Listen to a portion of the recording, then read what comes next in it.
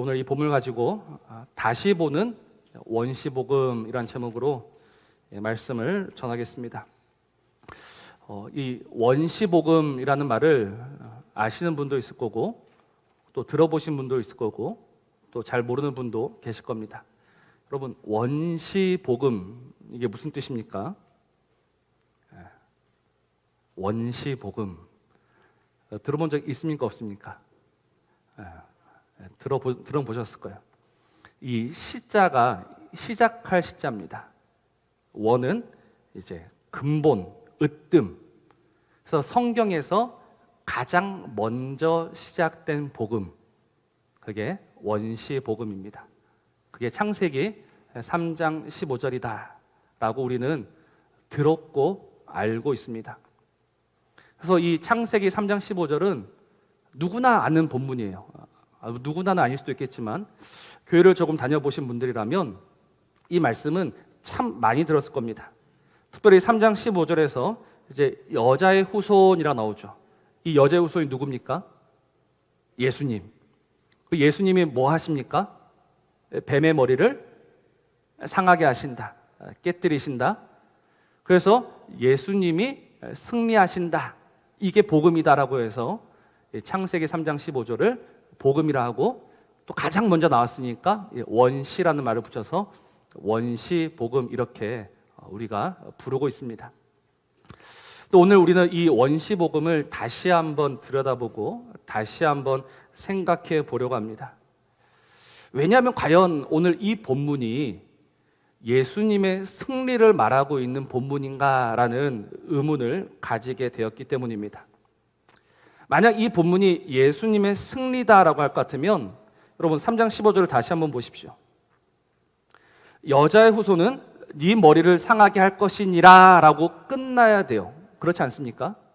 근데 내 머리를 상하게 할 것이요 라고 해서 끝나지 않고 그 뒤에 무슨 말이 붙어 있어요?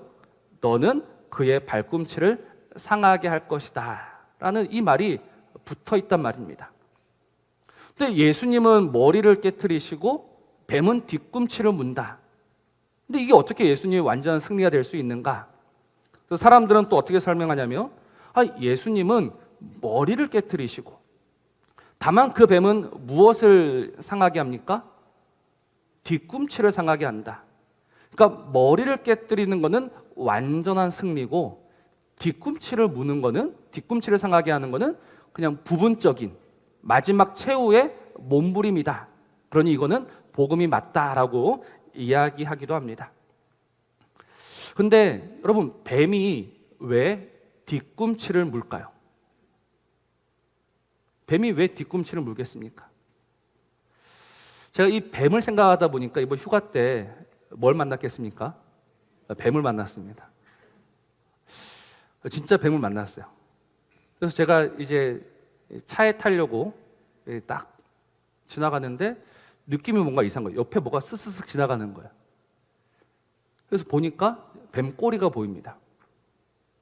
그래서 차에 얼른 타가지고 저 뱀이 어디 갔나 싶어서 보니까 뱀이 도망 안 가고 딱 그 옆에 차 밑에 숨어가지고 뱀을 머리라고 해야 됩니까? 대가리라고 해야 됩니까? 대가리를 딱 들고 있는 거예요. 그 뱀이 대가리를 딱 들고 있는데 그 대가리 높이가 어디쯤일까요? 사람 몸에 딱 뒤꿈치밖에 안 되는 거예요. 여러분, 뱀이 아무리 뛰어나다 하더라도 사람의 목을 물 수 없습니다. 누워있지 않는 이상. 왜요? 3장 14절에서 하나님이 저주하셨잖아요. 너는 이제부터 뭐로 다닌다? 배로 다닌다. 그러니까 뱀이 아무리 대가리를 들어도요, 사람의 뒤꿈치를 물 수밖에 없는 거예요. 그래서 뱀이 능력이 없어서 머리를 못 무는 것이 아니라 그게 한계란 말입니다.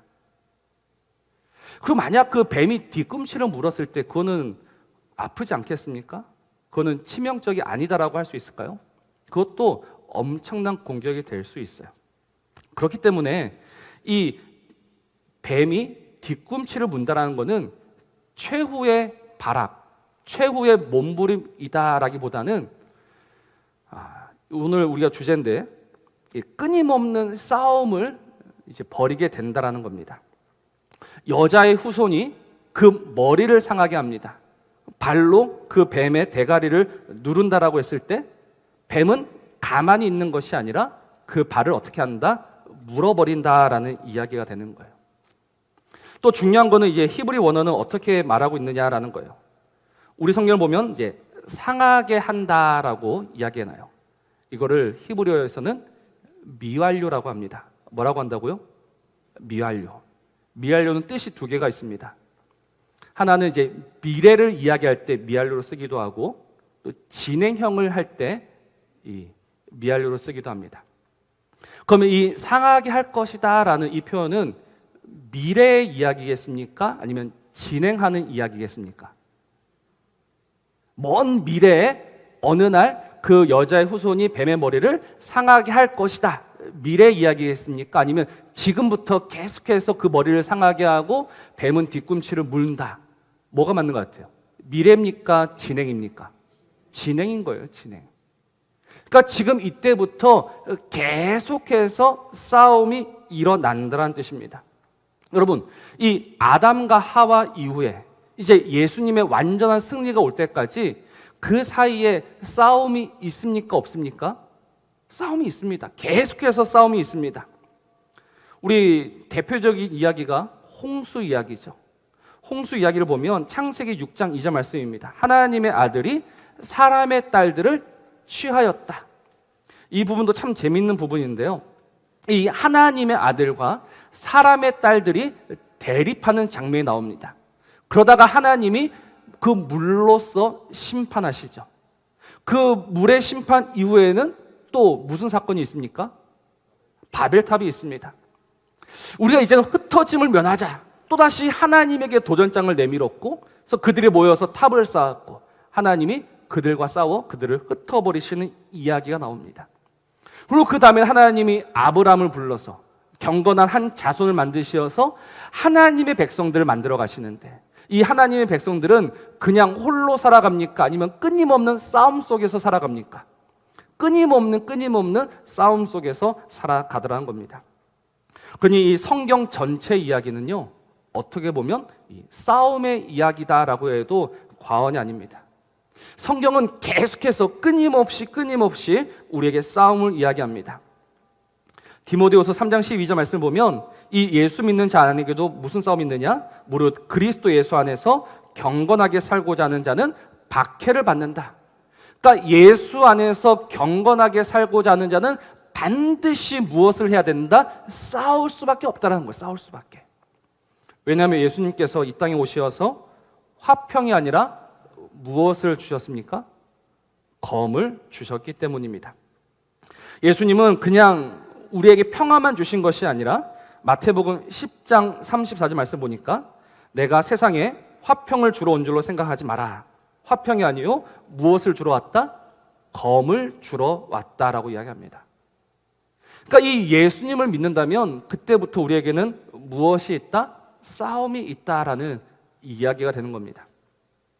그러니 이 창세기 3장 15절은 단순히 예수님이 승리하신다라는 이야기보다는 이제 우리에게는 무엇이 있을 수밖에 없다?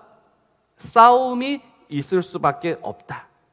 우리에게는 이 싸움이 있다라는 그 이야기가 되는 겁니다.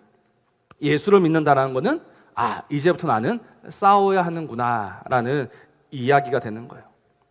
그래서 오늘 제 이 설교를 준비하면서 첫 번째 제목이 뭐였냐면 이 싸움으로의 부르심이었습니다.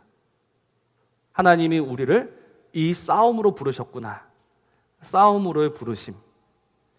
그런데 제목을 이 싸움으로의 부르심이 이렇게 딱 정하려고 하니까 마음속에 한 가지 걸리는 게 있습니다.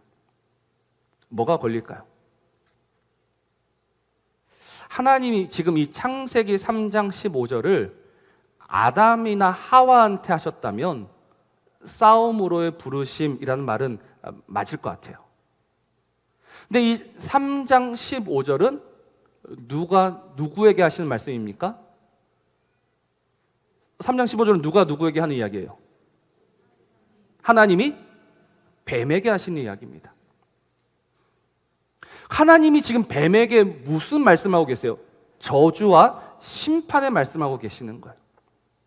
그러니까 이 3장 15절은 단순히 하나님이 이제 우리에게 싸움을 맡기셨구나 이렇게 받아들이기보다는 이 3장 15절은 1차적으로 하나님이 이 뱀에게 주신 저주와 심판이다라는 것을 우리는 기본적으로 알고 있어야 합니다. 그렇죠? 그러면 이게 왜 저주와 심판이 되느냐라는 거예요. 그 머리를 상하게 한다, 뒤꿈치를 상하게 한다. 이게 왜 심판이 되느냐? 이거는 그 앞에 있는 부분을 보면 됩니다. 우리 3장 15절을 우리 다시 한번 같이 한번 읽어보겠습니다. 시작. 내가 너로 여자와 원수가 되게 하고 내 후손도 여자의 원수가 되게 하리니. 여기까지 봅시다. 내가 너로 여자와 원수가 되게 하고 네 후손도 여자의 후손과 원수가 되게 하겠다. 근데 이 부분을 우리 고신대학교에 굉장히 유명한 교수님이 다르게 번역한 것이 있습니다. 이렇게 번역을 해두었습니다. 잘 들어보십시오. 내가 너와 여자 사이에 그리고 너의 후손과 여자의 후손 사이에 미움을 두겠다, 적대감을 두겠다, 증오심을 두겠다라고 번역하고 있습니다.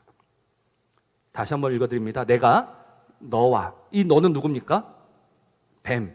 너와 그 여자 사이에 그리고 너의 후손과 여자의 후손 사이에 무엇을 두겠다? 증오심, 미움, 적대감을 두겠다라는 거예요. 여기서 여러분들 앞에 설교 얼마나 잘 들었는지 한번 반복해 봅시다. 이 두겠다, 미움을 두겠다라고 할 때 여기도 미알료가 쓰였습니다. 그러면 이 미알료는 미래를 말하겠습니까? 진행형을 말하겠습니까? 진행형을 말하는 거예요. 그러니까 하나님이 뱀과 여자 사이에 그 미움을 끊임없이 주시는 거예요. 하나님이 그 뱀의 후손과 여자의 후손 그 사이에도 무엇을 계속해서 주신다? 미움을 계속해서 주시는 거예요. 이게 하나님이 뱀에게 주신 저주와 심판의 내용입니다. 근데 이게 심판이고 이게 저주라고 할 것 같으면 여러분, 뱀은 어떤 존재입니까? 하나님이 이렇게 심판하시니 하나님 제가 잘못했습니다 라고 그 심판을 받아들이는 존재가 뱀입니까? 아니면 그 심판을 거부하고 그 심판을 저항하는 자가 뱀입니까? 거부하고 저항하는 자가 뱀입니다. 이게 굉장히 중요한 겁니다. 여러분, 우리가 창세기 뒤에 보면 이제 가인 이야기가 나옵니다. 가인은 대표적인 뱀의 자손입니다. 자신의 아우를 죽인 그 가인은 하나님에게 벌을 받죠. 어떤 벌을 받습니까? 평생 땅에서 떠돌아다니는 자가 됩니다. 이게 하나님이 가인에게 주신 저주요 벌이었습니다. 그러면 그 뱀의 자손인 가인은 하나님이 나를 이 유리하는 자, 떠도는 자로 만드셨으니까 나는 평생 떠돌아다녀야 되겠다라고 합니까? 아니면은 어떻게 합니까? 가인이 무엇을 쌓습니까? 성을 쌓습니다. 성을 쌓아서 그 안에 들어가 버립니다. 성을 쌓고 그 안에 들어가 버린다는 의미가 무엇일까요? 하나님의 심판을 받지 않겠다라는 거예요. 나는 그 하나님의 심판이, 하나님의 그 저주의 말씀대로 살지 않겠다. 이게 뱀의 후손의 특징이란 말입니다. 그럼 잘 생각해 보십시오. 하나님이 지금 뱀과 여자 사이에 미움을 주십니다. 그리고 그 뱀의 후손과 여자의 후손 사이에도 미움을 주십니다. 끊임없이 미움을 주십니다. 그러면 이 뱀은 어떻게 할까요? 뱀은 이 하나님의 심판에 저항하고 반항할 것 같으면 이 뱀은 어떻게 할 것 같습니까?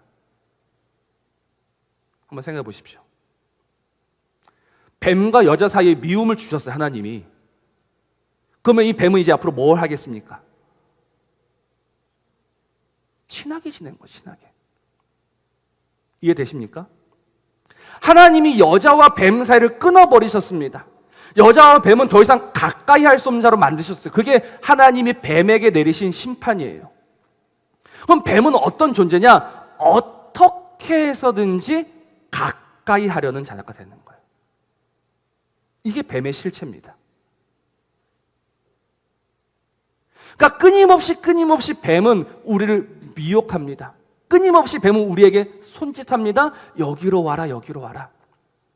우리에게 언제나 이 먹음직하고 보암직한 것을 주고, 야, 여기에 정말 좋은 것이 있지 않느냐, 여기에 달콤한 것이 있지 않느냐, 여기에 정말 가질 만한 것이 있지 않느냐, 여기에 와서 이것을 먹고 이것을 가지고 이것을 누려라. 이게 뱀이 하는 일입니다.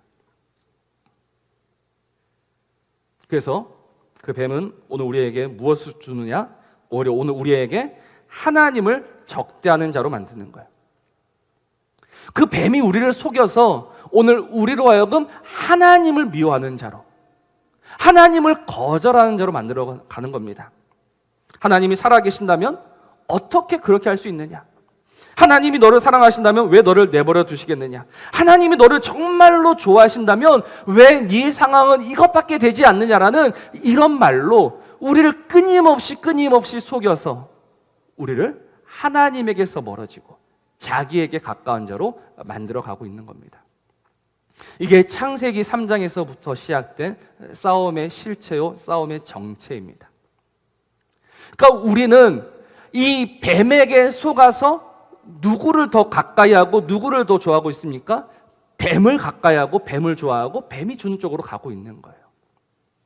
그래서 우리는 이 창세기 3장 15절 말씀을 통해서 다시 한번 우리의 싸움이 무엇인지를 깨달아야 합니다.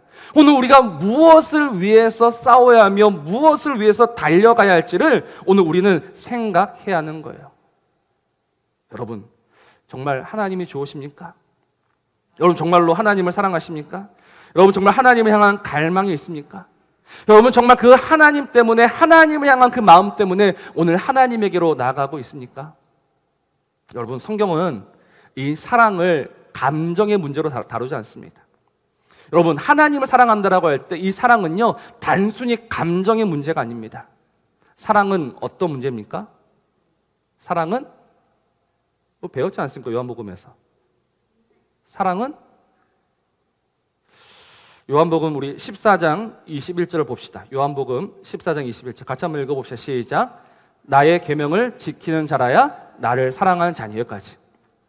하나님을 사랑하는 자는 무엇을 지킵니까? 계명을 지키는 거예요. 하나님을 사랑하는 것은 하나님의 말씀을 듣는 겁니다. 요한 1서 5장 3절에서도 동일하게 이야기합니다. 요한 1서 같이 한번 읽어봅시다. 시작. 하나님을 사랑하는 것은 이것이니 우리가 그의 계명들을 지키는 것이라. 자, 하나님을 사랑하는 것은 곧 무엇이다? 그의 계명, 그의 말씀. 여러분, 하와는 하나님의 말씀을 받았습니다. 하와가 받았던 하나님의 말씀이 뭐였어요? 하와가 받았던 하나님의 말씀. 하와가 하나님의 말씀 안 받았습니까? 받았잖아요. 무슨 말씀 받았죠?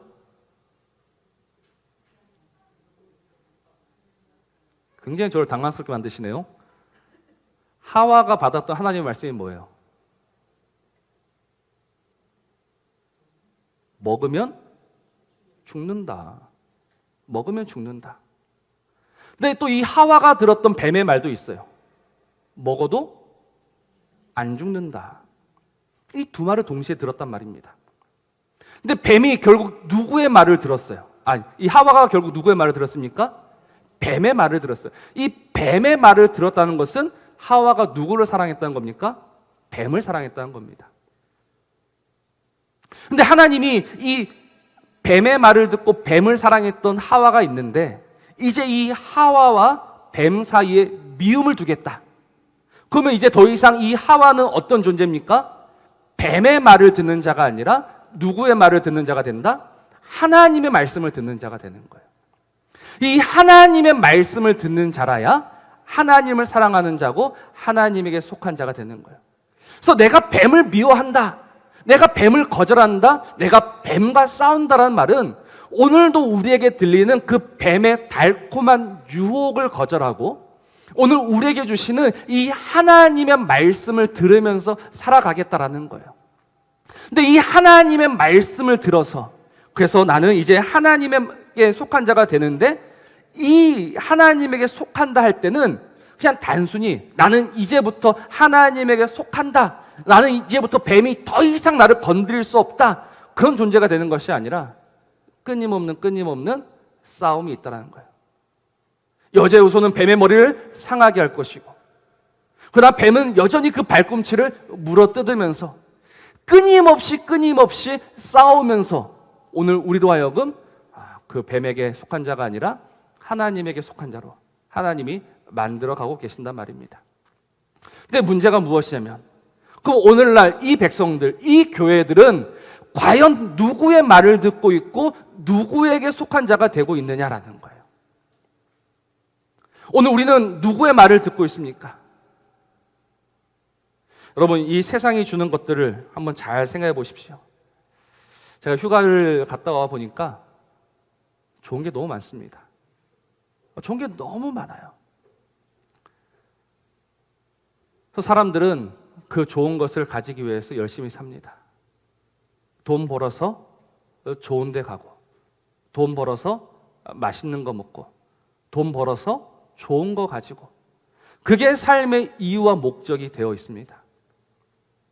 우리는요? 우리는 과연 그들과 다르다라고 할 수 있습니까? 우리의 삶의 이유와 우리 삶의 목적은 그 세상과 다르다라고 할 수 있습니까? 오늘도 이 세상이 주는 달콤한 그 물을 버리고 오히려 하나님이 주시는 그 고생의 물을 마시면서 하나님께 속한 자로 살아가고자 하는 그 몸부림과 그 싸움이 과연 오늘 우리에게 얼마나 남아있느냐. 그래서 이 창세기 3장 15절은 단순히 예수님의 승리를 말하는 것이 아니라 오늘 저와 여러분 사이에 있어야만 하는 그 싸움에 대해서 말하고 있는 겁니다. 오늘 내가 이 하나님의 승리와 하나님의 심판을 믿는다면 나는 더 이상 그 뱀에게 속한 자가 아니라 하나님에게 속한 자가 되어서 하나님의 말씀을 들으면서 이 세상을 거절하면서 살아가고자 하는 그 치열한 몸부림이 오늘 우리에게 얼마나 있느냐. 교회는 더 이상 몸부림치지 않습니다. 교회는 더 이상 이 세상을 거절하지 않습니다. 교회는 그저 세상이 주는 것을 받아 먹으면서 살아가고 있습니다. 제가 여러 번 말씀을 드렸죠. 교회가 세상의 뒤를 따르지 않는 것처럼 보이나 결국은 따라가고 있다. 지금은 안 따라가는 것 같은데 그러나 가만히 보면 결국은 따라가고 있는 거예요. 그러니 우리가 이 교회다라는 이름은 가졌지만 그러나 결국 누구에게 속한 자가 되고 맙니까? 세상에 속한 자가 되고 뱀에게 속한 자가 되고 마는 거예요. 여러분, 이거를 내버려 두셔야겠습니까?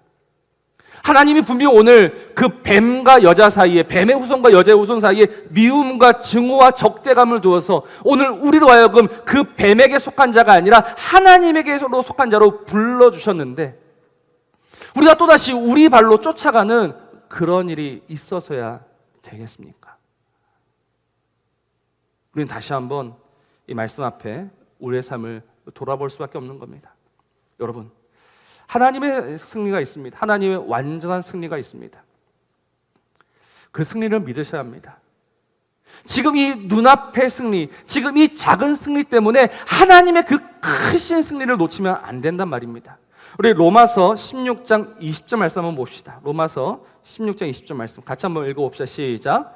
평강의 하나님께서 속히 사탄을 너희 발 아래에서 상하게 하시리라. 우리 주 예수의 은혜가 너희에게 있을지어다. 아멘. 그래서 너희 발 할 때 너희 발 아래는 누구겠습니까? 너희 발은 예수님의 발이겠습니까? 로마 교회의 발이겠습니까? 로마 교회의 발 아래. 그러니까 그 평강의 하나님이 그 사탄을 깨뜨려 버리실 겁니다. 근데 어떻게 깨뜨려 버리시느냐? 우리의 발 아래에서. 이 교회의 발 아래에 두셔서 그걸 완전히 부서뜨리고 으스러뜨려 버리고 깨뜨리십니다. 그게 하나님이 하실 일입니다. 그게 교회로 부름받은 이유입니다. 그래서 지금은 그 뱀이 우리의 그 발 뒤꿈치를 물어뜯고 있지만 그러나 결국 하나님이 완전히 상하게 하실 겁니다. 속히. 그러니 우리는 그 뱀이 주는 그런 것들을 받아 먹으면서 살아가는 것이 아니라 하나님이 정말 우리에게 주고자 하시는 그 영원한 승리를 바라면서 살아가야 하는 거예요. 그래서 그 영원한 승리 때문에 오늘 우리는 이런 말씀을 많이 듣습니다. 우리 디모데후서 1장 8절 말씀인데요. 이렇게 말씀합니다. 그러므로 너는 내가 우리 주를 증언함과 또는 주를 위하여 갇힌 자 된 나를 부끄러워하지 말고 오직 하나님의 능력을 따라 그들이 같이 한번 읽어보시죠. 시작. 복음과 함께 고난을 받으라. 고난을 받는 겁니다. 디모데후서 2장에서도 디모데후서 4장에서도 동일하게 고난을 받으라 이야기합니다. 그리고 베드로전서 3장 14절은 한술 더 떠서 이렇게 이야기합니다. 같이 한번 읽어볼까요? 시작. 그러나 의를 위하여 고난을 받으면 복이 있는 자니 그들이 두려워하는 것을 두려워하지 말며 근심하지 말라. 고난을 받으면 그 사람이 무슨 사람이다? 복 있는 사람이다. 여러분 이해가 되십니까? 고난을 받으면 그 사람이 저주받은 사람이 아니라 복 있는 사람이 되는 겁니다. 왜? 그 고난을 통해서 결국 우리가 누구에게 속한 자가 되기 때문에 하나님에게 속한 자가 되기 때문에. 그 마지막 계시록 2장 10절도 이렇게 말씀하죠. 우리 서머나 교회에 주셨던 말씀인데요. 같이 한번 읽어봅시다. 요한계시록 2장 10절 말씀입니다. 시작. 너는 장차 받을 고난을 두려워하지 말라. 볼지어다 마귀가 장차 너희 가운데서 몇 사람을 옥에 던져 시험을 받게 하리니 너희가 10일 동안 환난을 받으리라. 네가 죽도록 충성하라. 그리하면 내가 생명의 관을 내게 주리라. 아멘. 너는 장차 받을 고난을 두려워하지 말라. 마귀가 여전히 우리를 시험할 것이다. 그러나 그 속에서 넘어지는 것이 아니라 믿음으로 살아가면 하나님 우리에게 무엇을 주시겠다? 생명의 관을 주시겠다라는 겁니다. 그래서 뱀은요, 저주받은 존재입니다. 뱀은 심판받은 존재입니다. 그러나 이 저주받은 존재가, 이 심판받은 존재가 또다시 그 하나님의 심판을 거부하면서 저와 여러분을 미혹하고 또 미혹할 겁니다. 끊임없이 미혹할 겁니다. 많은 사람들이 넘어갔습니다. 거의 다 넘어갔습니다. 그러나 우리는 오늘 이 싸움의 정체를 알아야 합니다. 그 뱀은 하나님에게 저주받은 존재다. 그 뱀을 나는 미워해야 된다. 하나님이 오늘 우리에게 은혜 주신다는 것은 무엇이냐면 그 뱀을 향한 미움과 그 뱀을 향한 증오심과 그 뱀을 향한 적대감이 우리 안에 끊임없이 샘솟는 겁니다. 저걸 한번 따라가 볼까? 저기를 한번 가볼까? 저걸 한번 먹어볼까가 아니라 오히려 그걸 보면서 미워하고 그것을 성내면서 그것을 거절하면서 살아가는 것이 은혜 받았다라는 뜻입니다. 이 하나님의 은혜를 구하십시오. 하나님이 우리에게는 이 거룩한 증오심을 주시어서 우리는 그 뱀에게 속한 자가 아니라 하나님에게 속한 자로, 하나님의 승리로, 하나님의 생명으로 우리를 일으켜 주실 줄로 믿습니다. 이 하나님의 말씀을 믿으면서 오직 이 말씀을 붙들고 살아가는 하나님에게 속한 자 되시기를 우리 주의 이름으로 축복합니다.